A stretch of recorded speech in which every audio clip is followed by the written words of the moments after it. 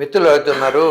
పెళ్ళైన కొత్తలోనే కొద్ది రోజులకే విడాకులు వస్తున్నాయి. దీనికి కారణం ఏంటి? యూజువల్గా అమ్మాయి ఒక ఇంట్లో, అబ్బాయి ఒక ఇంట్లో, వాళ్ళకు ఉన్నటువంటి ఆ ఇంట్లో సంప్రదాయాల ప్రకారం వాళ్ళు పెరుగుతారు. ముఖ్యంగా అమ్మాయిలు పూర్వంలాగా డిపెండెంట్గా లేరు. అమ్మాయిలు కూడా సంపాదిస్తున్నారు. వాళ్ళకు కూడా ఒక వ్యక్తిత్వం ఉంటున్నది. ఒకవేళ సంపాదించకపోయినా వాళ్ళు అమ్మాయిలకు వాళ్ళ వ్యక్తిత్వం ఉంది.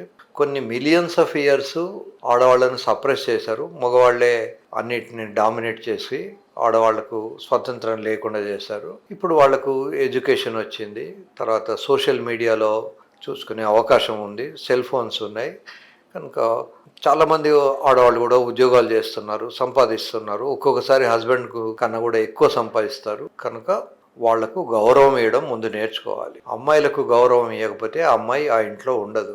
ఏ ఇంట్లో అయితే ఆడపిల్ల కంటి నీరు వస్తుందో ఆ ఇంట్లో లక్ష్మీదేవి ఉండదు అని మనకు చెప్పేవాళ్ళు. కోడలు కూడా ఒక లక్ష్మీదేవే.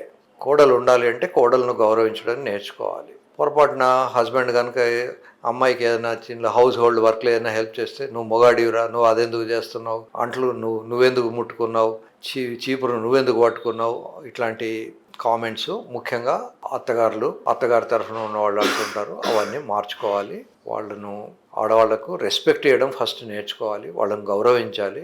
రెండోది, వాళ్ళ ఇంట్లో ఉన్న సంప్రదాయం ప్రకారం వాళ్ళు ఉంటారు. మనకున్న ఆలోచనల ప్రకారం ఒకప్పుడు ఏమిటంటే పెళ్ళి అనేది ఏడు జన్మల బంధం కనుక వాళ్ళు దాంట్లోనే పడి ఉండాలి. ఇష్టం ఉన్నా లేకున్నా, హస్బెండ్ దరిద్రుడైనా, వాడికి కుష్టు వ్యాధి ఉన్నా కథలు చెప్పేవాళ్ళు. ఏదో ఫలానా వ్యక్తికి కుష్టు వ్యాధి ఉన్నా కూడా ఆమె వాడికి సేవ చేసుకుంటూ వదలకుండా ఉంది కనుక ఆమె మహాపతివ్రత, ఇట్లాంటి కబుర్లన్నీ ఉండేవి. ఇప్పుడు ఆ కబుర్లో విలువ లేదు. గౌరవంగా చూసుకుంటే యూజువల్గా ఉంటారు. తర్వాత ఒక ఇంటి నుంచి వచ్చిన అమ్మాయి ఇంకో ఇంట్లో సర్దుకుపోవడానికి కొంత టైం పడుతుంది. ఫస్ట్ అట్రాక్షన్ ఈజ్ శృంగారంలో కనుక తృప్తి లేకపోతే వాళ్ళిద్దరి మధ్యలో గొడవలు, ఇద్దరి మధ్యలో అవగాహన తక్కువైపోయి తర్వాత డైవర్స్ కూడా దారి తీస్తుంటుంది. శృంగారం చేయడం అనేది పెళ్లి తర్వాత ఒక రెగ్యులర్గా పెట్టుకోవాలి. క్యాలెండర్ సెక్స్ అంటాం. కనీసం వారానికి 2 రోజులైనా ఒక ఫిక్స్డ్ డే పెట్టుకొని బుధవారం శనివారం అట్లా సెక్స్ చేయడం అవసరం ఉంటుంది. ఎవరైతే ఫ్రీక్వెంట్గా శృంగారం చేయరో వాళ్లకు డైవర్స్ అయ్యే అవకాశాలు చాలా ఉంటాయి. మగవాడికి ఏమిటంటే అంగం గట్టిపడగానే హీఈస్ రెడీ ఫర్ శృంగారం అనుకుంటాడు. వాడికి ఒక యాంగ్జైటీ, ఒక టెన్షన్ ఉంటుంది, ఇది మెత్తబడే లోపల అమ్మాయితో సెక్స్ చేయాలని. మరి అమ్మాయికి రెడీ ఉందా లేదా ఎలా తెలియాలి? మగవాడి అంగం గట్టిపడడంకి ఈక్వల్గా ఏమిటి అంటే అమ్మాయిల్లో తడి రావాలి, మానంలో తడి వచ్చేసేపు ఆగాలి. అలా తడి రావడానికి 15-20 నిమిషాలు పడుతుంది ఒక్కొక్కసారి. సో ఈ 15-20 నిమిషాలు మగవాడు తన అంగాన్ని అలా గట్టిగానే ఉంచుకోగలగాలి. తర్వాత అంగం లోపలికి ప్రవేశించాలి. లోపల కనీసం 3-5 నిమిషాలు లోపల ఉండగలగాలి. ఇట్లాంటి ఫ్యాక్టర్స్ కొన్ని ప్రాక్టీస్ చేస్తే వస్తుంది.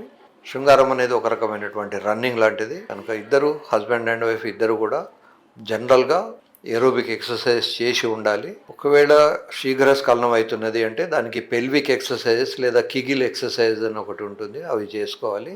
మీరు నెట్లో కిగిల్ ఎక్సర్సైజ్ ఆర్ పెల్విక్ ఎక్సర్సైజ్ అని టైప్ చేస్తే మీకు వస్తుంది. తర్వాత ఇవన్నీ ఉండగా కూడా మీకు అనుకున్నంత రిజల్ట్ లేకపోతే దగ్గరలో ఉన్న డాక్టర్ను సంప్రదించండి.